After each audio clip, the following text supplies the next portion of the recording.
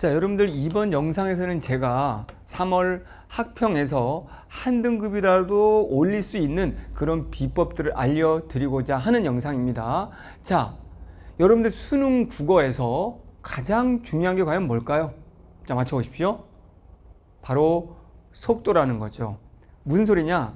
작년 수능 점수를 보면 1등급이 88, 2등급이 83, 3등급이 70대 초반입니다. 이것이 이야기하는 바가 바로 뭘까요? 바로 대한민국의 모든 학생들은 바로 45문제를 80분에 풀어낼 속도가 나지 않는다는 거고 읽기 능력이 떨어져 있다는 거죠. 그렇다면 제가 누누이 강조하는 거는 여러분들이 80분이라는 시간 안에 모든 문제를 풀었을 때 알아서 점수는 올라가겠죠. 그럼에도 불구하고 많은 학생들은 이 속도, 여기서 말하는 속도라는 공부에 대해서 속도를 어떻게 높일지에 관한 공부는 고민하지 않고 있다는 거죠. 그래서 오늘의 초점은 어떻게 하면 내가 빠른 속도를 내서 80분 안에 문제를 모두 풀 수 있는지 그 비법들을 공개할 테니까 잘 보시기 바랍니다. 자, 중요한 건 80분 안에 문제를 풀기 위해서는 문제 푸는 순서를 바꾸는 겁니다. 문제 푸는 순서를 바꾼다는 게 누누이 강조하는데요. 일단은 여러분들 쉬운 것부터 푸는 거예요. 제가 추천하는 쉬운 것이라는 건 시간문학이 제일 쉽습니다. 현대시든 고전시든 보기라는 것과 선택지만 읽어도 정말 필요한 부분만 가서 정답을 확인하는 정도로 한다면 시간문학은 굉장히 빨리 끝날 수 있거든요. 제가 나중에 또 알려드리겠지만 산문문학도 역시 마찬가지거든요. 보기, 줄거리, 선택지를 보면 이 작품의 인물의 관계들, 핵심을 다 파악할 수 있기 때문에 지문으로 가서 읽더라도 정말 빠르게 당연히 이 인물은 이런 얘기를 하고 이들은 싸울 수밖에 없고 왜 싸울 수밖에 없는지 등등을 벌써 예측하면서 읽어갈 수 있거든요. 이런 것들을 저는 현장에 제 강의에서는 다 연습을 트레이닝을 하거든요. 그래서 문학을 15분 안에 끝낼 수 있도록 강력한 훈련을 합니다. 늦어도 20분 안에 끝내는 거죠. 그리고 나서 화작이나 엄매 선택하는 걸 풀면 화작과 엄매는 이제 뒤로 문제가 온다면 뒤에 풀겠지만 예전에는 먼저 풀어서 시간을 많이 까먹었어요. 이것도 독서력을 요하는 거기 때문에 지문이 4개나 있는 시간이 많이 걸렸거든요. 그렇기 때문에 일단은 맞출 수 있는 것들을 먼저 맞추고 쉬운 걸로 시간을 줄이고 어려운 것에 시간 투자를 많이 하자는 거죠. 만약에 내가 독서가 어려운데 얘에 시간이 많이 투입돼서 시가 산문을 풀 시간이 없다면 이것도 어렵게 투자했지만 틀리고 점수 깎이고 정말 쉬운 시가 산문문학을 못 풀어서도 틀리고 그러니까 전반적으로 점수가 내려가는 거죠.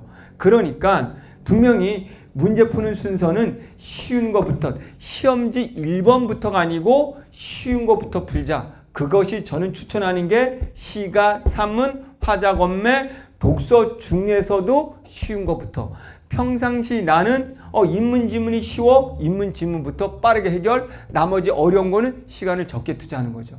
왜 이게 중요한 거냐? 모든 학생들이 분명히 뭡니까? 80분 안에 끝내기는 다 버거워합니다. 그렇다면 일단은 등급이 오르기 위해서는 쉬운 것은 분명하게 점수를 맞추고 시간을 투자하고 내가 거의 못 읽더라도 어려운 것을 못 읽는 게 낫다는 거죠. 그러면 읽어서도 틀리는 부분들을 나는 어차피 시간을 적게 할애하고 쉬운 부분들에 시간을 투자해서 점수를 얻으면 점수도 올라가고 또 한 가지는 쉬운 것을 통해서 시간을 세이브한다면 어려운 것도 제대로 풀어갈 수 있는 그런 여력이 생긴다는 거죠.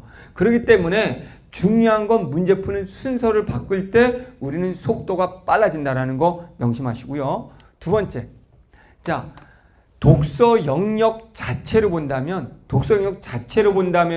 속도를 높이는 방법이 지식으로 푸는 게 절대 아니고요. 모든 문장에 매달리는 게 아닙니다. 제가 요즘 너무 안타까운 건 학생들이 선생님들이 설명해주는 하나하나의 문장을 다 매달리고 있고 설명 잘하시네? 그거는 선생님의 설명이고요.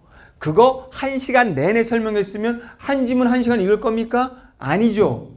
여러분들이 혼자서 읽었을 때 얼마나 나는 처음 보는 지식, 처음 보는 내용을 빠르게 지식 없이도 모든 문장에 매달리지 않고도 읽을 수 있는지 훈련을 해야 되는 거예요.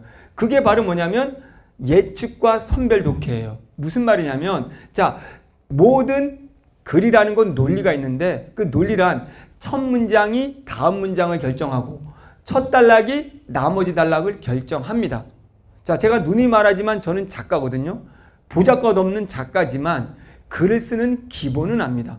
저는 글 쓰는 논리로 가르치기 때문에 첫 문장을 보고 뒷문장을 예측할 수 있고 첫 단락을 보고 모든 걸 예측할 수 있기 때문에 작가라면 첫 문장에 쓰어진 단어의 범주에 맞는 뒷문장을 써야지만 글이 성성된다.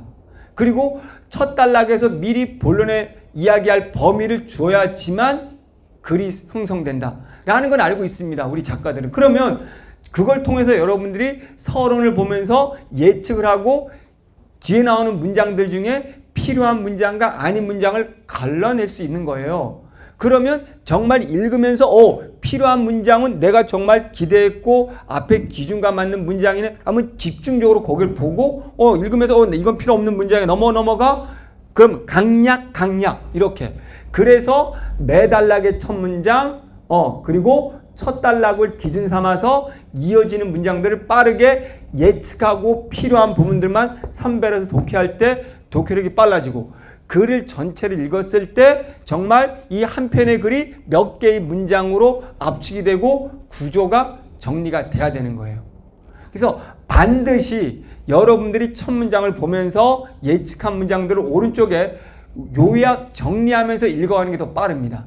그러니까 비문학에서 시간 줄이는 방법은요, 다시 말하지만 예측하면서 독해했고 이 글 읽기에다가 시간을 만약에 한 지문을 내가 10분에 푼다라고 한다면 지문 읽는 것을 6분, 7분으로 삼고 문제 풀이는 3, 4분으로 삼아야 되는 거예요.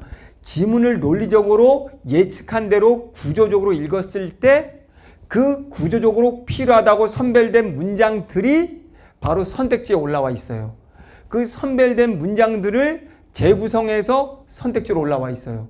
그렇기 때문에 논리적으로 제대로 읽었다면 지문으로 다시 갈 일이 없어요. 그렇기 때문에 제 강의를 보면 지문 한번 읽고 그 다음 문제 풀 때는 아예 지문으로 가지를 않아요.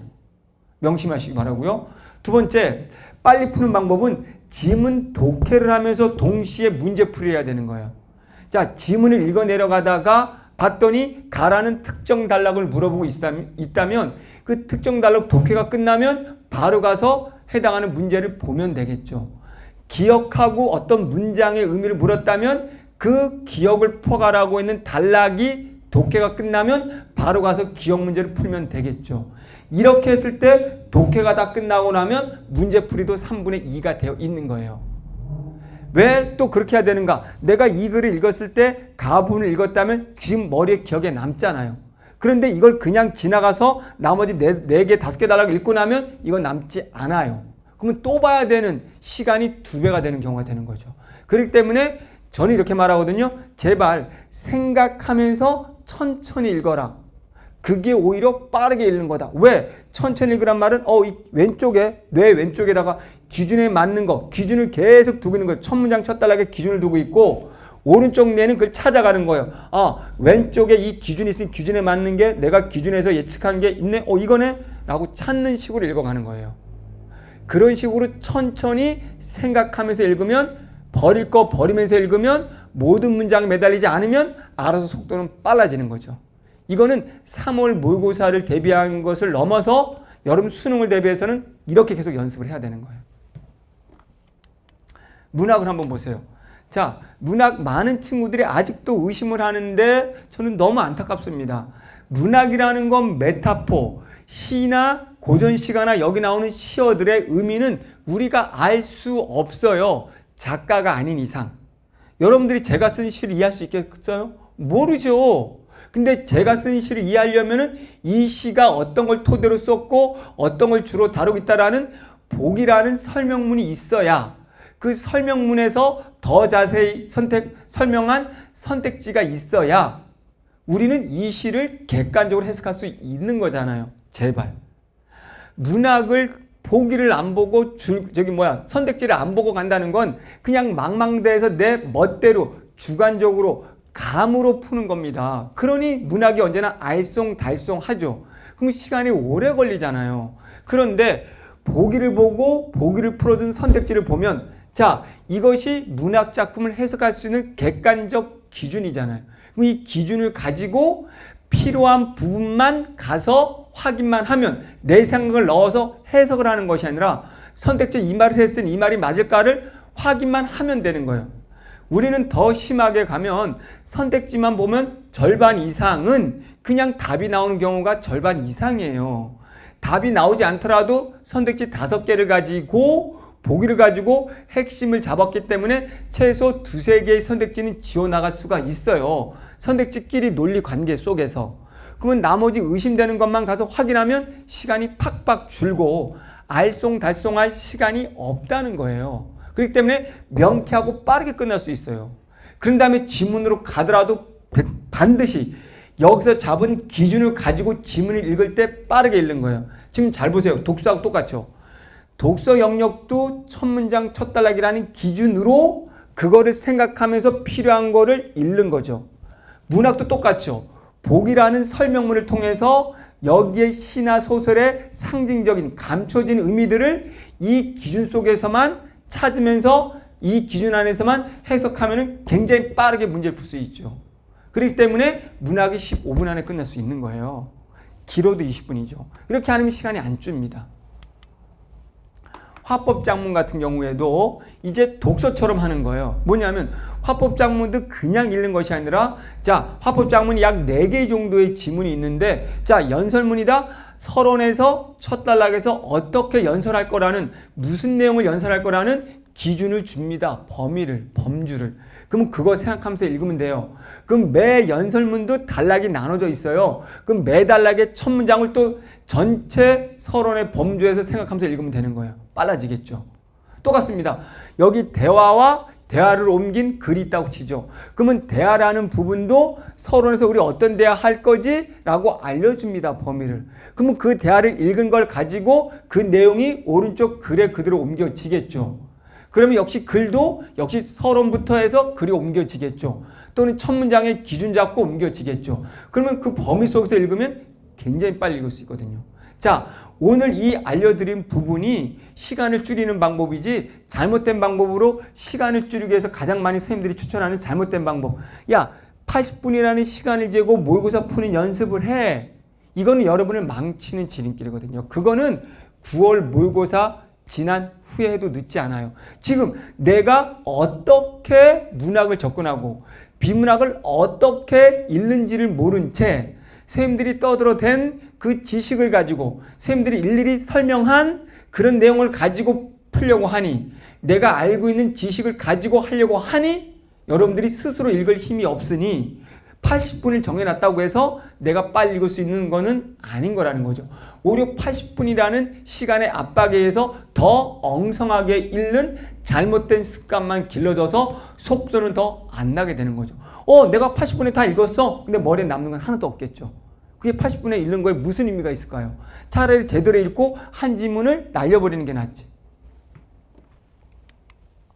자, 과감히 버려라. 내가 지금 2등급이야. 2등급이라면 80점대 초반이라면 쉽게 우리가 해봅시다. 80이라고 해봅시다. 그러면 20이 날려간다고 한다면 20점을 통째로 날린다고 한다면 우리가 비문학 지문 2지문을 통째로 날리면 약 20점이 날아갑니다. 그렇다면 나는 내가 2등급을 받기 위한 전략으로 나는 지금 3등급이고 2등급 아슬아슬해. 그렇다면 나는 마음 편히 한 지문 정도는 버리고 그러면 15분 나는 얻어서 나머지를 충분하게 15분을 써서 나 한 지문 버릴 거야. 그래서 나 한 지문 버려서 90 맞을 거야. 그래도 1등급이 되잖아요. 수능이 88이 1등급이니까. 그러니까 여러분들이 지금 100점이 목표가 아니라면 2등급 이하라면 당장 시험 볼 때 속도가 올라가지 않아요.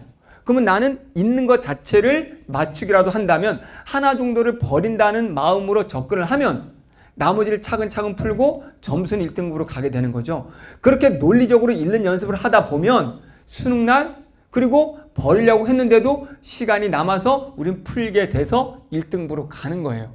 그렇기 때문에 요번 시험은 처음이니까 읽기가 자신 없는 친구들, 2등급 이하인 친구들은 한 지문 정도는 과감히 버린다라는 생각으로 접근하면 도움이 될 것 같습니다. 자, 1등급 누구나 갈 수 있습니다. 그거는 열심이라는 것을 앞세우기보다 내 공부가 올바른 방법인지를 끊임없이 하우라는 걸 고민해야 되는 거예요. 지금 강의를 듣고 있더라도 강의를 다 비교해 보는 거예요. 지금 눈이 말하지만 패스 시대잖아요. 친구 따라 강남 가지 말고 올바른 공부 방법을 제대로 찾아서 그 방법을 여러분 걸로 만드는 훈련을 통해서 수능날 진짜 여러분 스스로 논리적으로 풀어가는 힘을 키우는 것, 이것이 중요하고 3월 모의고사 이렇게 한번 남은 기간 준비해 보시고 적용해 보시고 그 이후도 계속 이런 방법으로 공부를 한다면 충분히 여러분 1등급으로 갈 수 있을 거라고 봅니다. 감사합니다.